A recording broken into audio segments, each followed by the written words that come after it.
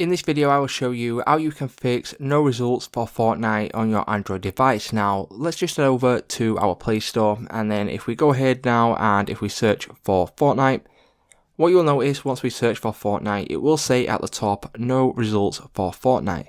Now the only way that we can go ahead and download this on Android is if we come all the way back and then we go up to our apps, and then we can search for the Galaxy Store, which will look something like this. Now open up the Galaxy Store, and then once you are on this page right here, you will then be able to search for Epic Games and then select the Epic Games. Once we are on this page, what we can then do is download and install the Epic Games launcher, and then once that's finished, you can then click on open.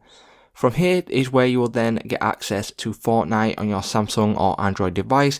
Click on Fortnite and then you will then be able to download and install it on this page right here, and then once it has finished you will then be able to click on launch, and then as you can see Fortnite is now launching up on my Android device. If we see it's just connecting, it will take a couple of minutes or a couple of seconds depending on how fast your mobile device is, but once it has logged in, what you will notice is that we will then be able to play Fortnite as we would on a console or any other device that Fortnite is available on.